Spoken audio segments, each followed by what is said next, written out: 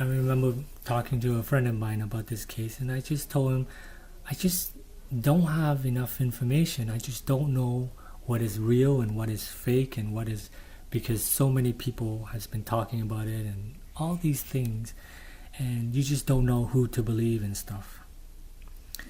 But I watched a little bit more about this documentary, about the case, and about all of it, and other people's opinion and stuff, and I believe that I believe that I got all the dots I need, and I can say for sure right now that I believe that an intruder came in and did this. And so I will tell you what I believe likely happened, and you can, if you know the case, then you should be able to say, yeah, that makes sense. So I'm not going to tell you all the information, but when I tell you the story, you can put it all together yourself, and you can see where I came up with all these ideas. So I believe, like Christmas time, this is a time where people know that other people go to other people's house for parties and stuff like that. So this is a good time for someone to come into a house and rob them, right? Because they know you're going to a party, you're going to stay out late, maybe until like 12, midnight or something. And so this is a good opportunity. That's why a lot of people, I remember, my parents telling me, we better lock up and check everything, because these are the night that they know you're going to go out and have fun, and no one's going to be home. So when they went out that night to a party, and then they came back around 9 or 10, I think they said. Like I said, I'm not gonna go through exactly what they said, but you get the idea.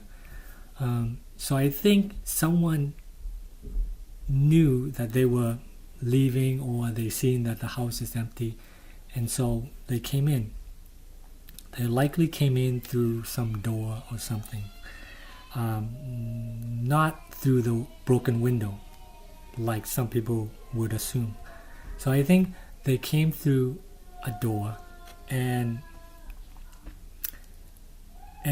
as they are inside, likely, I believe, is a girl. There's a girl involved, because the ransom letter just points to a girl, and I think she could be in her early 20s or late teens, because I just have this feeling that she is young. She's not young, but she's not old, right? So something like that, in that age range.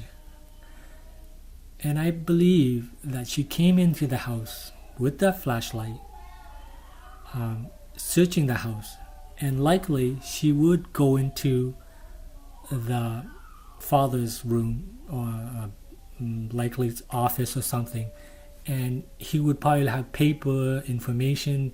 She's likely trying to find cash or something. And I think when she went in there, when she's searching all the parts, she likely read something about his business, about his income, something that she kind of, kept remembering. She took that information, and that's how she's going to write the ransom note, ransom letter. So I think in that process, she's searching for the house. She's searching for money or whatever, and she happened to read about his financial and his bonus, how much he got for his the bonus that year. And so as she's looking around, the family comes home early, and so she needed to hide.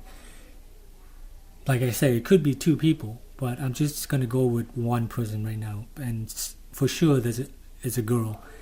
And so she's going down, she likely went down in the basement or somewhere around the house, and she's hiding. And the family came home. The father, bring JONBENÉT to her bed, because she was asleep. She was, sleeping in the car, and so he brought her to the bed, and eventually, the intruder, she's still in there, waiting for them to fall asleep, right? So as they are beginning to fall asleep, they're going to their bed, they're doing everything so that they can get ready for the night. And as she decided maybe she's going to come up, because the house is huge, maybe she's going to come up and maybe leave, or could be that she's thinking of searching again, who knows, but she decided to come up, right? She thinks this is a good time for her to come up because everyone's going to sleep. But she didn't realize that JonBenét decided, she was sleeping, right? So she had a good sleep. She wakes up. She decided she's going downstairs to make get something to eat, and so she decided to eat that pineapple with milk. And as she went downstairs with that blanket of hers, she went downstairs to the kitchen, sitting down to eat this pineapple. As she's eating, likely, I believe that the intruder likely came up first and then saw her coming down to eat, and so she went and hid in somewhere close to her area where the kitchen is, and she couldn't run back down. She didn't have anywhere to go, so she hid. But she likely made a noise. And that's when JonBenét, look around and thought maybe it is her brother or somebody, right? So she started, calling out her name, her brother's name or something. And that's when I think the intruder panicked. She didn't want JonBenét to wake up the whole family. So what did she do? She takes the flashlight and she hit JonBenét in the head. And it was harder than I think she expected. And of course, JonBenét fell and she just unconscious and likely dying. And so she didn't know what to do. So she likely, likely one of the train track, like the evidence shows that there was some kind of mark on JonBenét that shows that like a stun gun or something like that. So, but they believe that is the train track, one of the train track toy. And I think she poked her to see if she's still alive, or if I think maybe not. I think she kind of like knocked her unconscious, and then she kind of brought her downstairs in the basement. And then as JonBenét's dying, or her blood circulation is not beginning to slow down, and things are starting to die, I think that's when she decided to poke her with the train track to see if she's actually dead. And as she realized she's dead, I think she decided she needed to do something else. And so that's when she decided, she saw the broken window, and she figured maybe I can stage this to make it seem like an intruder came in and kidnapped her and took her away or something. And so she decided maybe an intruder came in and strangled her to death. So that's why she probably staged the strangulation and tying of the hand and all that. And so she did that, and then she says, maybe I should write a ransom note, right? So this is all spur of the moment. Like, she just thought of this. This was not planned. She's not planning to kidnap some girl and just try and get a ransom. But this was just a random thing that she was thinking. And I think so she went upstairs, and that's when she decided to write this ransom note. And I think that's why I think it could be one person, because at the beginning I think they said she wrote one letter and then she threw it away. which she started off with I, which then she realized maybe we sounds more threatening, like, more people involved and you can't, and all of that. So I think that's what she did, and she just wrote that letter just to try and, make it seem like this is what happened. It wasn't really any actual plan or anything. So I think that's what happened, and then I think that's how logically this whole thing fit. It doesn't fit with the idea that the mother,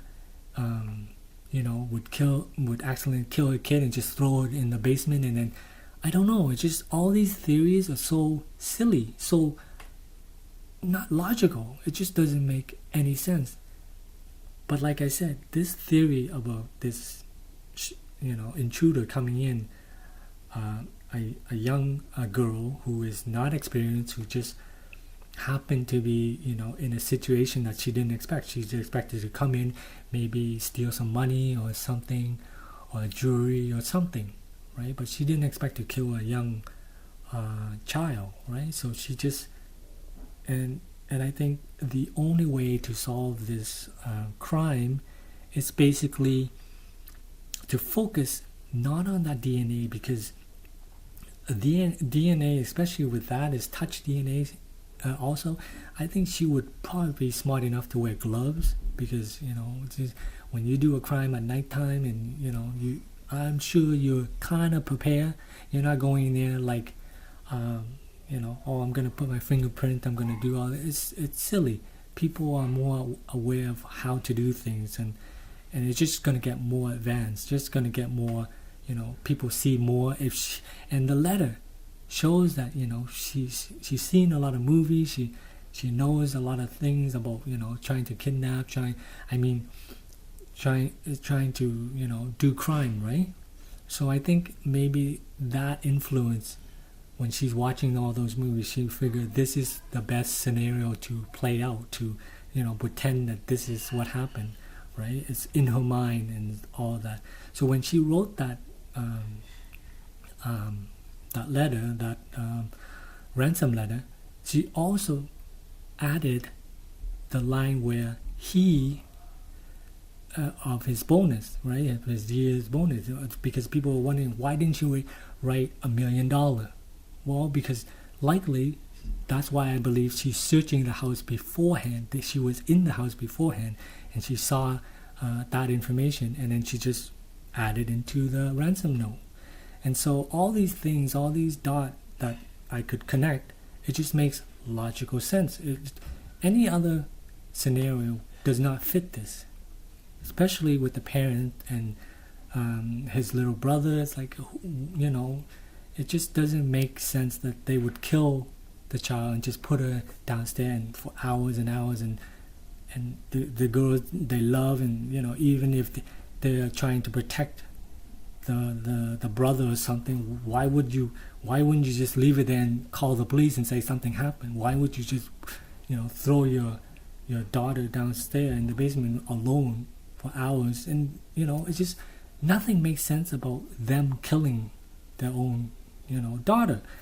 So I think, but the only logical explanation is this intruder, and this is the only thing everything that comes together tells me that this is it. You have to focus on the letter. There must be out there somewhere a teacher, a parent, or a friend that, hey, I remember someone writing this way, or spell business like this, or anything that is unusual that someone can pick up. Even the last paragraph, victory, SBTC, something like that.